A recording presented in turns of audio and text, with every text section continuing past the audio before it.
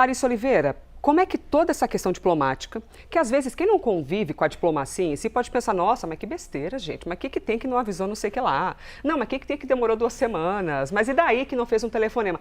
A diplomacia, gente, é um negócio, é uma costura que se um fiozinho sai do meio do caminho, já vira um problema, porque tem uma polidez ali em todo o processo. Mas isso acaba dando uma escanteado em alguns outros assuntos do governo? Conte-nos tudo, Clarissa, bem-vinda. Bom dia para você, Elisa, bom dia para a Bel, bom dia para todo mundo que está acompanhando aqui o Live CNN hoje. Elisa, quando a gente fala de diplomacia, os ritos importam. Existe toda uma dinâmica, uma etiqueta, digamos assim, na relação entre países que é respeitada por um motivo. São sinais de condolência à outra nação, de respeito à outra nação. E quando esses trâmites não são cumpridos, é natural que a outra parte entenda isso como uma espécie de atrito, de ataque, até dependendo do momento em que isso acontece e da forma como isso acontece. Esse processo de indicação do novo embaixador americano não cumpriu os ritos diplomáticos desde o início. E por isso o governo brasileiro já enxergava um componente político nisso tudo. Um componente político e um componente eleitoral. Então, o que a gente viu acontecer nas últimas 24 horas?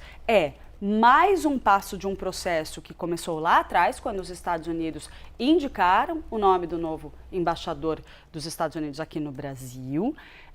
E agora ele vem da seguinte forma, esse processo. Os Estados Unidos fizeram um movimento que na leitura do governo brasileiro é político, é eleitoral. E o governo brasileiro deu, então, uma resposta política. Não à toa, a resposta do governo brasileiro veio por meio do Palácio do Planalto. Não veio no Itamaraty. E veio numa nota já apontando, isso aqui é jogo de eleição da parte do governo dos Estados Unidos, que já está sendo feito há algum tempo. E a gente não vai embarcar nesse jogo. O pano de fundo dessa história, neste momento, é esse, Elisa. O que interlocutores ali do presidente Lula me disseram a respeito desse episódio? O que a gente viu acontecer nessa recusa do visto à embaixadora brasileira nada além de uma hostilidade e uma agressão do governo dos Estados Unidos em relação ao Brasil, com o objetivo de dar sinais de que sim, estamos avisando que a gente tem plano de ficar bem de olho na sua eleição aí. Então tomem cuidado com a gente, porque a gente não vai tolerar que vocês andem de um jeito que a gente não acha bom. Uhum. Afinal de contas, vocês não concederam o agrément ao embaixador dos Estados Unidos indicado por Donald Trump. Mas o governo Donald Trump também não fez a comunicação prévia da indicação do embaixador, a consulta preliminar, que é feita de maneira sigilosa historicamente, para preservar esse rito. Isso também não foi feito. Então, cada parte foi agindo de acordo com o seu interesse político-eleitoral aqui nessa história. Ok, dito isso tudo, como que isso se traduz agora para o governo do Brasil? O que me dizem pessoas ligadas ao presidente Lula? Não é hora de esticar a corda, a gente deu o nosso recado.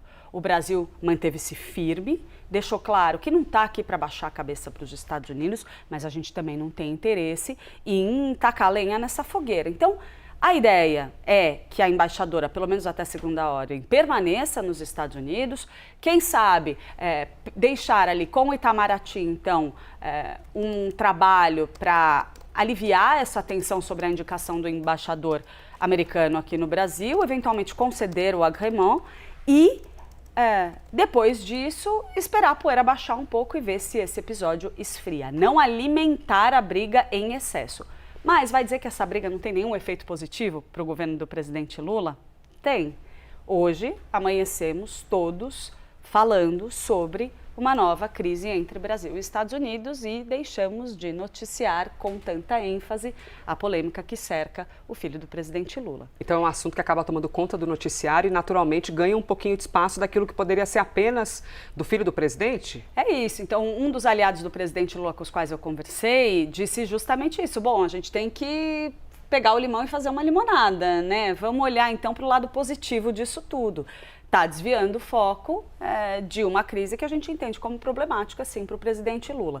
Então, claro, isso não é algo que está permeando os movimentos do governo brasileiro, nem muito menos do governo americano, em relação a essa crise. Mas, claro, a gente tem que observar os efeitos que isso tem para o governo do presidente Lula também no ponto de vista político e tendo à luz aí o início, a largada do processo eleitoral.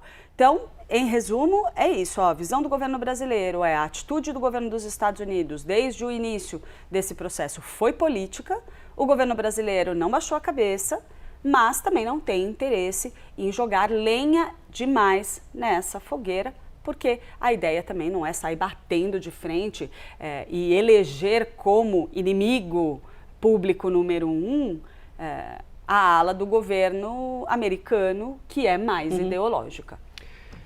É isso, temos a questão com os Estados Unidos. Aliás, até antes de passar para o próximo, só para traduzir o que é essa palavra diferente, elegante, que você falou no meio da fala, Clarissa. Agrément. Agrément. Na diplomacia, o que significa? O bonito é falar assim, mas a gente está falando aí da concordância, basicamente, tá? A tradução seria algo na linha de concordância do governo brasileiro com o indicado. Então é o seguinte, ó, estamos aqui firmando um acerto entre as duas nações para que essa indicação seja viável, ou seja, todo mundo aqui está de acordo.